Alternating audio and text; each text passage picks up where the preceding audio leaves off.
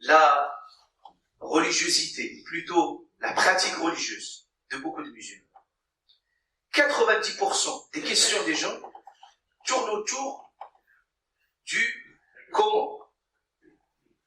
Comment prier, comment donner la zakat, comment faire le jeûne, comment faire ceci, comment faire ceci. C'est-à-dire, et ça montre un esprit pragmatique, c'est-à-dire qu'il veut absolument comprendre la façon dont on pratique, la façon dont on pratique et dont on met en œuvre un certain nombre de pratiques, qui soient rituelles, qui soient d'ordre rituel, éthique ou plein d'autres. C'est un questionnement qui est tout à fait légitime. Mais par contre, ce questionnement, il a vidé la pratique d'un autre questionnement. C'est le questionnement du pourquoi. Pourquoi je jeûne? Pourquoi je prie? Pourquoi je pratique? Déconnecter le comment du pourquoi, ça a amené à une pratique folklorique, à une pratique de forme et à une pratique qui n'a pas d'enracinement et d'ancrage. C'est-à-dire, une personne peut basculer au jour au lendemain parce que la pratique n'est pas très approfondie, n'est pas très ancrée. Et alors, ce qui fait l'ancrage de la pratique, c'est que la pratique doit être connectée à sa dimension éthique, à sa dimension de foi. Quand je prie, quand je jeûne, quand je donne, fi sabilillah, la sadaqa, il faut que je comprenne complètement la sagesse, la philosophie. As-salam, ça se peut quelqu'un qui prie.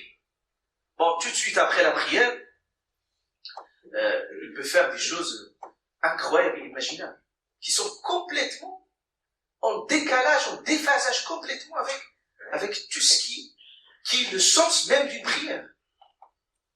Alors, vous voyez qu'Allah Ta'ala dans le Coran al-Karim, toujours, il reconnecte le sens avec l'essence. Si vous pratiquez la salat, Allah Ta'ala tout de suite il vous avertit. Attention, salat, il est censé faire ça. Tanha anil fahsha, il vous écarte le fahsha de l'munkar. C'est-à-dire qu'Allah Ta'ala il vous donne le repère, il vous donne même un appareil par lequel vous mesurez complètement votre pratique. Il dit, voyez ce qui produit salat. Le hajj, fala rafatha, wala fusuq, wala jidal, zakat, khudh min amwalihim sadaqatan tutahhiruhum wa tuzakkihim. Faites qu'il purifie la personne de l'intérieur. C'est pour ça ce questionnement de comment et le questionnement du pourquoi, ils doivent être intimement liés. C'est pour ça, Inch'Allah, nous allons, bien entendu, à travers ce sermon, voir et découvrir le secret de nos pratiques que nous faisons au quotidien.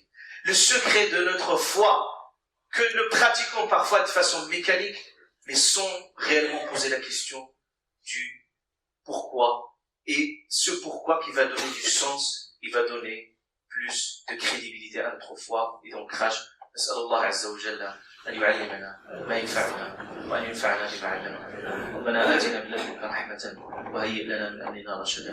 رب اغفر وارحم وأنت خير الراحمين. اللهم إنا نسألك العفو والعافية في ديننا ودنيانا وأهلنا ومالنا. اللهم احفظنا من بين أيدينا ومن خلفنا وعن أيماننا وعن شمائلنا وعن بعرضتك أن نغتال من تحتنا. رب اغفر وارحم وأنت خير الراحمين. رب اغفر وارحم وأنت خير الراحمين. اللهم أصلح أحوالنا وأصلح بالنا.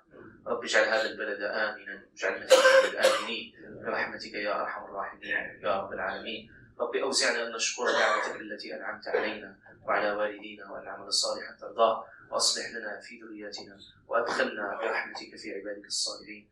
آمين آمين. وصلى اللهم وسلم وبارك على سيدنا وحبيبنا ونبينا ومولانا محمد وعلى آله وصحبه أجمعين. سبحان ربك رب العزة عما يصفون.